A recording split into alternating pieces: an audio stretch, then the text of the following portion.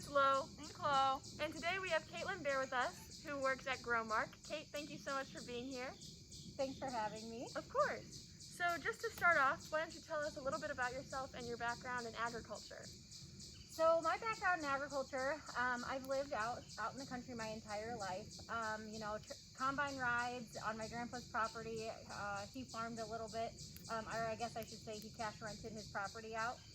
So I got to, do the combine rides at an early age.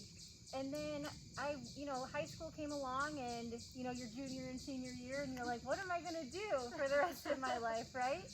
And so I actually tried to get into nursing first. And I found out quickly I don't do well with blood and decided, I think I needed to take a different route.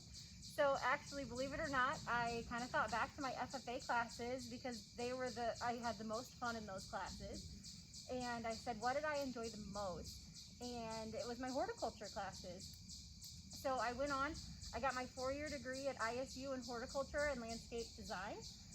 From there, one of my professors, I was a couple weeks away from graduating, and I think he saw it in me before I saw it in myself. And he said, hey Kate, I'm gonna be gone, can you teach a class?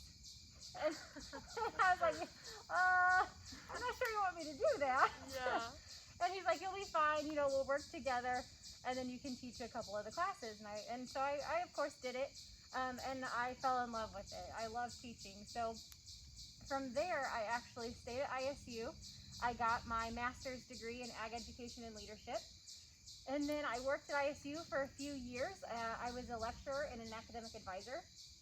And then from there, I married my husband, and we farm. And so I was doing a lot of photography and videography for the farm and doing a lot of marketing and communications.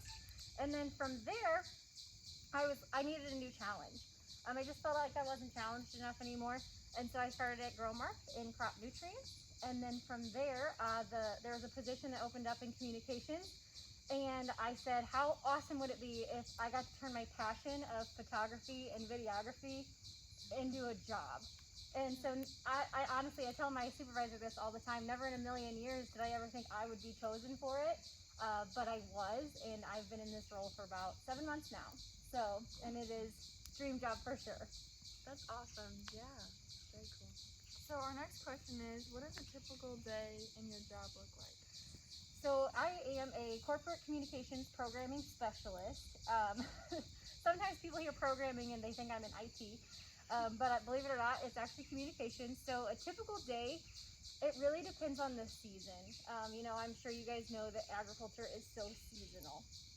So let's just say a typical day on a photo shoot would be leaving my house with all the camera equipment, heading out, meeting our customers or our members, and getting to spend the day taking pictures of whatever they need pictures taken of. But one of the ones I did this summer was down at Sunrise FS, and it was their new Virginia elevator. So I was climbing up into fertilizer bins and going out and taking pictures of applicators. And so, you just get to do so many different things.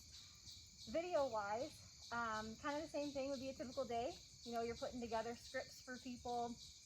You're doing a lot of just interviewing like this. And then you do a lot of B-roll footage, which is just kind of your generic panning or shots of activities and things like that. And then when you're editing the videos, you overlay that. So that would be kind of a typical day. And then from there, you would take all that footage and then edit it. And we use Adobe. And then there's other parts of my job too. I do the Growmark Foundation, which is our charity. So I do a lot of the invoice processing and getting money out to those types of people. And then, there's a lot of things. We do the Growmark annual meeting. So it's just very seasonal. It just depends on what I'm doing. It's just very dependent on what time of the year it is. Mm-hmm, yeah. So then what are some of the biggest pros and cons of your job in doing the videoing? So, the biggest pro is people. I love working with all the different people I get to meet. I'm meeting everybody from like their marketing people. We're also finding out that, hey, we kind of went to school at the same time and things like that. So all those conversations that happen in the networking, obviously the photography and the videography, I absolutely love.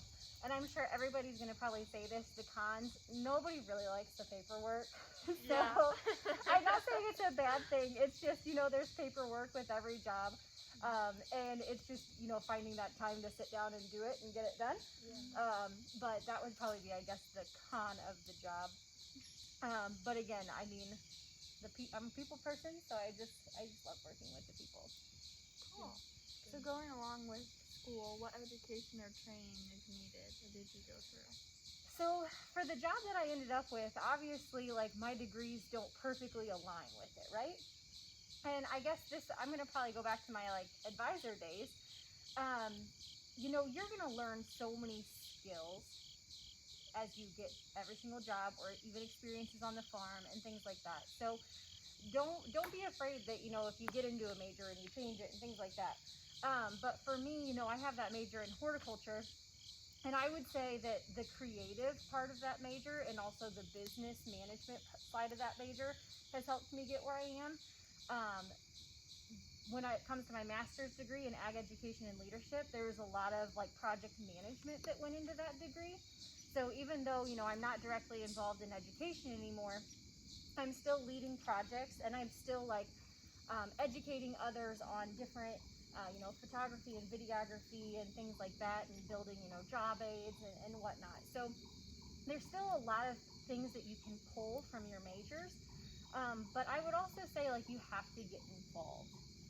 So I was doing different clubs in college, and even during those clubs, I usually was the person that had a camera. And it just comes to find out that that's where I am today. But even then, like, we farm, and I found a passion there.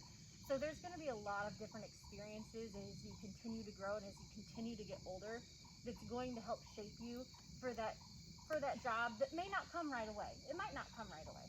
I'm almost 30 years old, so I've been out of college for, I don't know, quite a few years now. So, but you just have to be patient and keep continually improving yourself, and finding those passions and those interests, and then eventually going for that career once you know. So, Yeah. That's very good. Yeah. And then so obviously your job has changed a little bit now recently. So how has COVID-19 affected your job and your company? so yes, I am working from home. We're also, since agriculture is essential, we were able to go back into the office fairly early. Our company has been, they've been so flexible with everything. I have a lot of coworkers that have kids, and the kids are e-learning and things like that. And Growmark has been awesome about working with each individual and all the different individual circumstances, even if you do get exposed and things like that. It's just been a very supportive environment. With that, I would say we're probably, a couple times a week I'm in the office, and then a few times I'm working here at home. And I would say, hopefully, crossing my fingers, that, you're going to see a lot of change that comes out of this. You're going to see companies that realize that they can cut costs by having employees working from home. They also, communication, I would say, our team, granted, we are a team of communicators, but but our team probably communicates more now that we're working from home than we were in the office. And you would think in the office, how easy would it be to turn around and talk to somebody, right? Mm-hmm. But now, if we're being more diligent about our communications. So if I need to call one of my coworkers, it's, hey, I've actually got a few things I want to talk to them about, and maybe they have a few things they wanted to talk to me about, and we're having, a really deep 30-minute conversation versus a quick 10-second interaction in the office. So, but yeah, Growmark's been super flexible. I think that a lot of companies are, and I think there's going to be a really neat future that comes out of this for a lot of companies in the industry. So. I agree. So are there any other departments or companies that you work really closely with? Yep. So we have a lot of what we call internal customers at Growmark. So we work a lot with like our print and design group because we're putting out communications, especially for our annual meeting. We actually do also work with production company for our annual meeting. So just with everything that goes well, and this is something to think about. Our annual meeting is virtual this year, right? Because of the virus. And so we have had to completely shift how we've done things in the past within a few months time frame to try to turn over this big event. So we work with production companies, we work with our design and print, but really since we are corporate communications, we're working with almost all the divisions in our area or in Growmark. We're also working with member companies and customers too. So there's probably a little bit. There's some divisions and some areas that we work more heavily with, but we are there for everybody. So That's awesome. So then, just to wrap up this, we have one more question. So what advice, like another piece of advice, would you give to someone that wants to pursue your career? ooh, good question. So a piece of advice, I would say never give up for one. Agriculture is a great job market, right? And communications specifically, and this isn't just agriculture, this is just in general, communications jobs are hard to get. There's a lot of people that go to school for it, and there's not all that many jobs. I mean, think about it. If you want to be, if you want to be on TV, right? I mean, how many broadcasters jobs are out there, right? And I think it can be very like it's easy to just be like, I'm never going to be able to do this, or but don't give up. Don't ever give up. Um, Continue to educate yourself. Continue to shadow people. Make those connections.